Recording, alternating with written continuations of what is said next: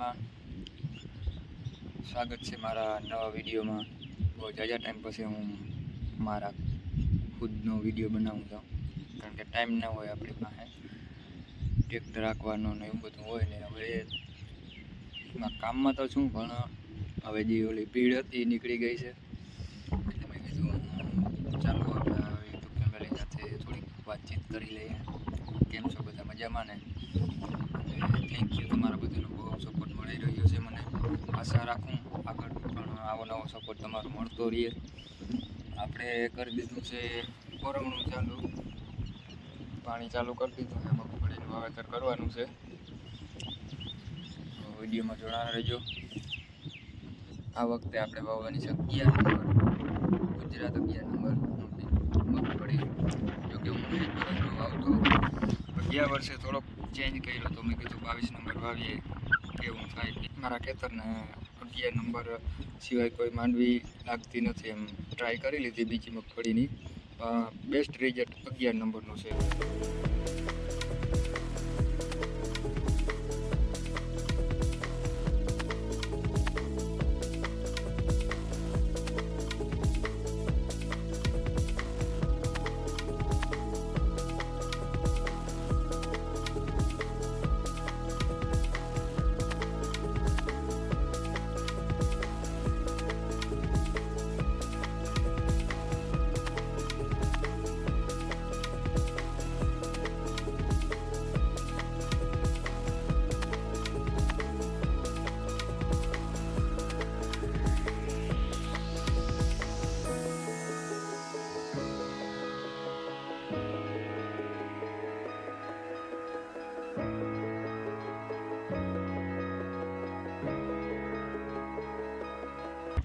આપણે આ વખતે નિગમનું બિયાણ લીધું છે, બહુ સારું બિયાણ છે. હવે બાકી તો વાવેતર કરીએ પછી ખબર પડે કે ઉગાવો કેવો આવે એનો ને કેવું રિઝલ્ટ છે નિગમના બિયાણનું.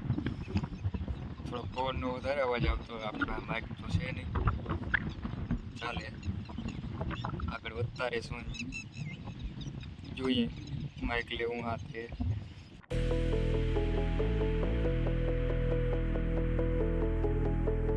બસ ક્યારેક નવરાશું ત્યારે આપણે આવી રીતના વિડીયો નાખતા રહીશું.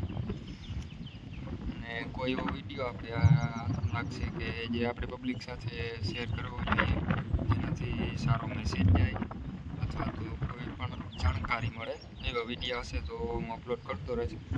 બાકી આપણે તો જો આમાં ટાઈમ મળશે તો આપણે વિડીયો નાખતા રહીશું. મિત્રો, જ્યાં માન એમ હતું કે ક્યારો હવે આપણો ભરાવું છે, લાઈટ વહી ગઈ.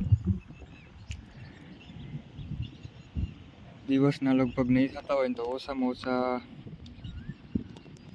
25 થી 30 ધક્કા થાય.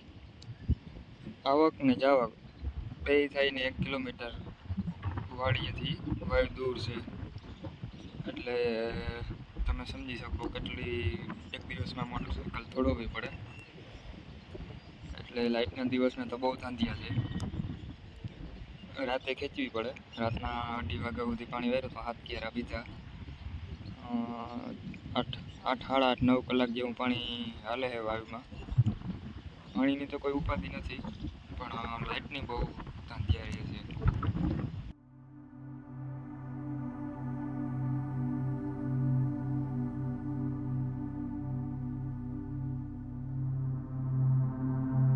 મિત્રો, વાગી ગયા છે બપોરના 12. આપણે જમી પણ લીધું. કુરિયરવાળાનો ફોન આવ્યો હતો, તમારો કુરિયર આવ્યું તો લઈ જાઓ. તો કુરિયર લેતા આવી બતાવશું શું લીધું આપણે. મિત્રો, આપણે પાર્સલ લઈ આવ્યા. યોગીરાજ ધારી અમરેલીથી આવ્યું છે પાર્સલ, યોગીરાજમાંથી. આપણે અનબોક્સિંગ કરીને બતાવશું આમાં શું છે.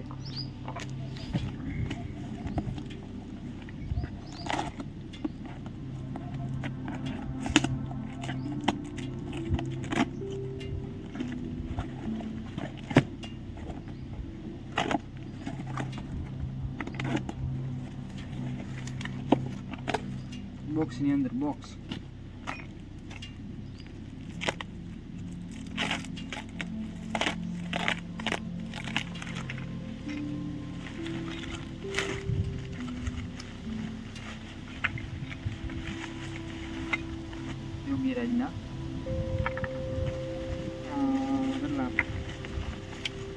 આ શક્કર છે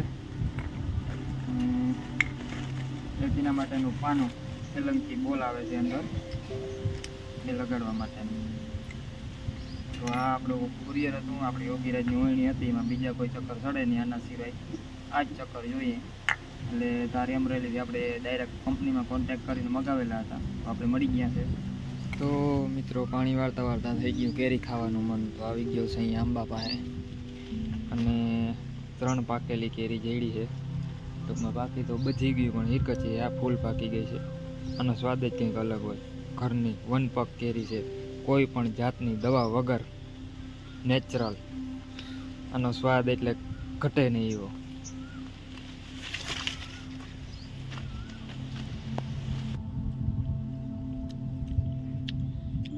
મીઠી એટલે ઘટે નહીં મિત્રો. વનપક કેરી ખાવાની જે સ્વાદ આવે ને, વાત જ અલગ છે. સ્વાદ જ અલગ હોય કંઈ, બાકી વાત જ નોખી જાય.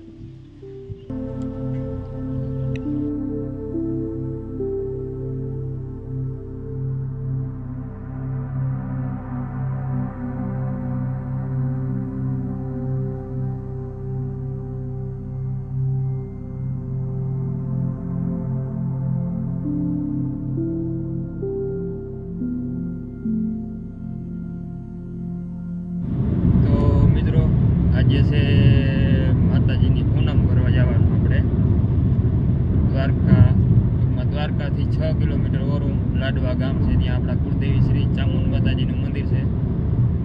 તો ત્યાં દર્શન કરવા જાઉં છું અને તમને બધાને પણ દર્શન કરાવીશ. પાણી તો વારવાનું ચાલુ છે, હજી એક પારીયું એક પી ગયું છે 5 વીઘા. એક વાર ને બીજી વાર જઈને પછી ચાલુ કરવાનું છે. તો ચાલો દર્શન કરતા આવીને તમને બધાને પણ દર્શન કરાવી. જય માતાજી.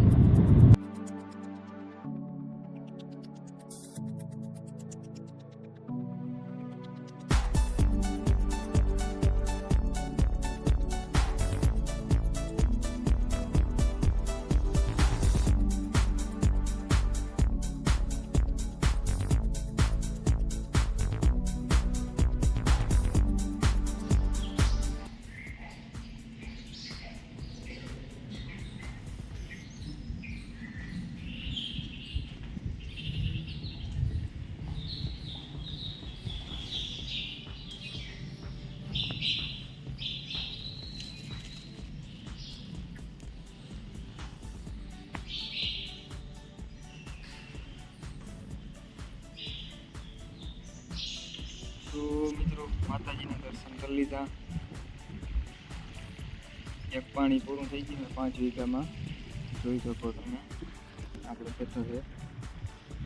એટલે આ વિડીયો આપણે અહીંયા જ પૂરો કરીએ. હવે વિડીયો બહુ લાંબો થઈ ગયો છે. બીજા વિડીયોમાં મળીએ, ત્યાં સુધી તમારો અને તમારા પરિવારનો ખ્યાલ રાખજો અને મને સપોર્ટ કરવા માટે તમારા બધાનો ખૂબ ખૂબ આભાર.